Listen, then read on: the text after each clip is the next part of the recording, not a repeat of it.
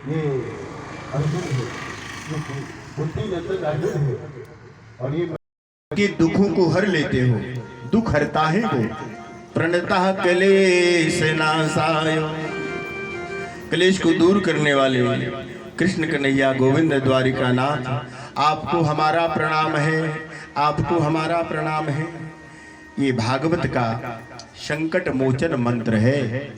जब जब संकट पड़े तो इसी श्लोक का पाठ करना। कृष्णाय वासुदेवाय हरये परमात्मने प्रणतः क्लेशनाशाय गोविंदाय नमो नमः।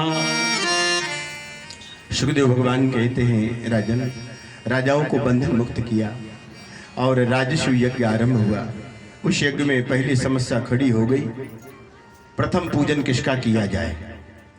तो सहदेव ने भगवान के नाम का प्रस्ताव कर दिया। बाबा भीष्म पितामह ने इसका अनुमोदन कर दिया और सभी ने स्वीकृति दे दी। जो ही भगवान का प्रथम पूजन आरंभ हुआ तो मेरे तिल मिलाकर के शिशुपाल खड़ा हो गया। ये वही द्वारिकाधीश है। और शिशुपाल ने कहा कि यही द्वारिका नाथ है जिनकी बदौलत हम दूल्हा बनते बनते रह गए, दूल्हा ही नहीं बन पाए। शिशुपाल को तो वैर था और कहने लगा वो कहीं जन्मे कहीं पले, जिनके कुलगोत्र का पता तक नहीं, ऐसे क्षत्रिय राजाओं की बुद्धि मारी गई और उनकी अग्र पूजा कर रहे हैं। बजले भैया भीम उठने लगे, अर्जुन उठने लगे। भगवान ने संकेत किया अभी घड़ा भरा नहीं है, 100 अपराध क्षमा थे, 100 अपराध क्षम्य थे। माता को वचन दे रखा। बोले महाराज जैसे 100 बार गाली दी और शिशुपाल भगवान की गालियों की बौछार लगाने लगा, 100 गाली हुई और 101 बार जैसी निंदा की। सुशिरा छुराम त्रिचक्रेण जहार पतितो रिपु, सुदर्शन चक्र से उसका सिर छेदन कर दिया। देह से एक प्रकाश निकला, एक ज्योति निकली और भगवान में विलीन हो गई। शिशुपाल के जो समर्थक राजा थे वो बैठे रहे, डर के मारे मौन हो गए, कोई गड़बड़ नहीं कर सका। बोले महाराज राजस्व यज्ञ बड़ी धूमधाम से संपन्न हुआ। यज्ञ बोले पांडवों को संपन्न हुआ। सबको अलग अलग काम बताए गए थे। पाकशाला के अध्यक्ष भीम को बनाया गया था। अश्वों की देखरेख नकुल सहदेव करते थे, अभ्यागतों की देखरेख अर्जुन करते थे। दुर्योधन महाराज को कोषाध्यक्ष बनाया गया था। अंगराज कर्ण की मंत्रणा से वो दान करते थे। यज्ञ में सबको अलग अलग काम बता दे जाते। कोषाध्यक्ष बनाया, क्यों बनाया था? दुर्योधन को। अरे बोले पांडवों का खजाना था, सौंप दिया दुर्योधन को। इसलिए सौंपा गया था कि दुर्योधन के हाथ में एक ऐसी रेखा थी, धनवर्धनी रेखा। दुर्योधन महाराज एक वस्त्रु भैया दान कर दे तो खजाने में वो चौगुनी बढ़ती थी, चतुर्गुणी। इस प्रभाव को केवल मात्र द्वारिकानाथ भगवान जानते थे और कोई नहीं जानता था। इसलिए कोषाध्यक्ष बनाया था। खजाने खाली कर दे, खूब धन लुटा दे अंगराज कर्ण की मंत्रणा के साथ में। और रात में खजाने खचाखच लवालब भर जाते थे, पूरे खजाने ज्यों के त्यों भर जाते थे। इस प्रभाव को केवल भगवान जानते थे, द्वारिकानाथ जानते थे। इसलिए कोषाध्यक्ष बनाया था। और बोले महाराज स्वयं ने काम गुणशाली किया था। ब्राह्मण लोग भोजन कर ले, पत्तल उठाने का काम भगवान ने लिया था। अच्छा, कोई राजा महाराजा ऐसा काम कर सकता है? कोई नहीं कर सकता। राजा महाराजा इसलिए काम नहीं करेगा, ये पत्तल उठाने का काम, चरण पखारने का काम, ये तो भगवान गोविंद ने लिया था। इसलिए सहदेव ने कहा था कोई अग्र पूजा का अधिकारी नहीं है। जिन माधव ने राजस्व यज्ञ में और ब्राह्मणों के चरण पखारे हैं, चरणोदक लिया है, जिन ब्राह्मणों की और जूठी पत्तल उठाई है, वही द्वारिकानाथ भगवान अग्र पूजा के अधिकारी है।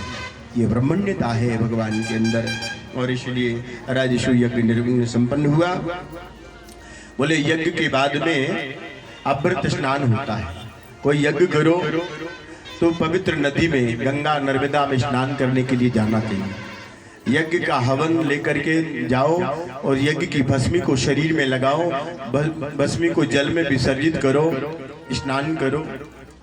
यज्ञ में कोई कमी रह जाए, कोई त्रुटि हो जाए, तो अमृत स्नान करने से वो दूरी हो जाती है, महाराज दूर हो जाती है। अमृत स्नान करने के लिए पांडव लोग गए, लौट करके जब आए इंद्रप्रस्थ में प्रवेश किया तो मैं दानव ने बड़ा सुंदर सभा का निर्माण किया था। ये मैं दानव उस समय के विदेशी इंजीनियर साहब हैं, इन्होंने सभा बनाई, बड़ी सुंदर सभा बनाई थी।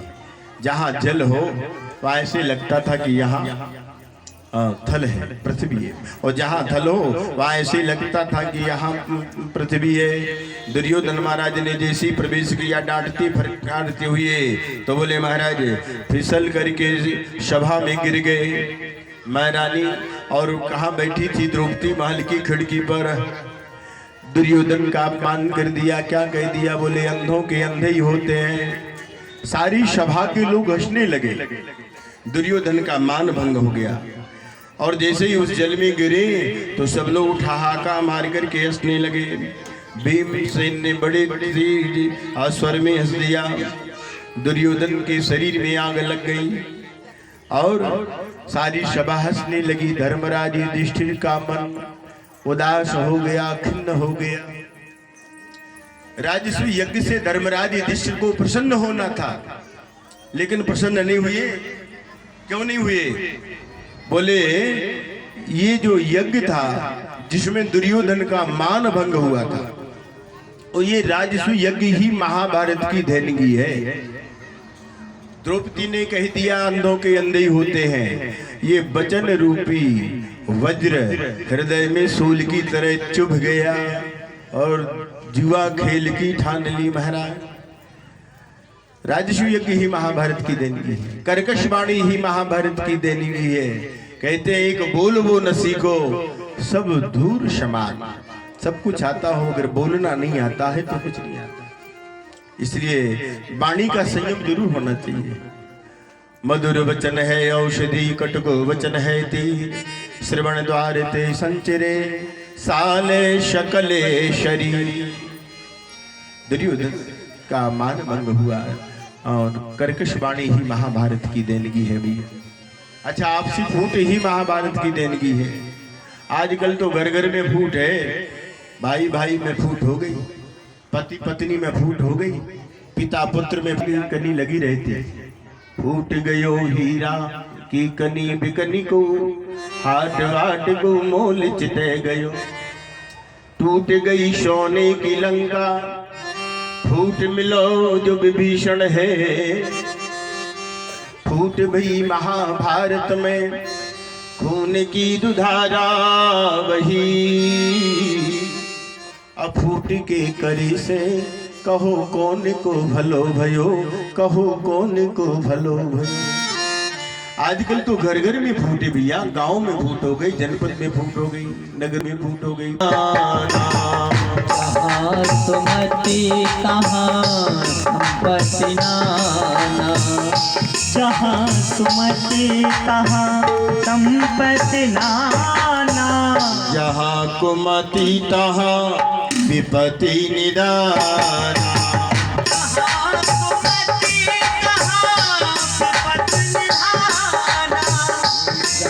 सुमति कहाँ विपत्ति निधान।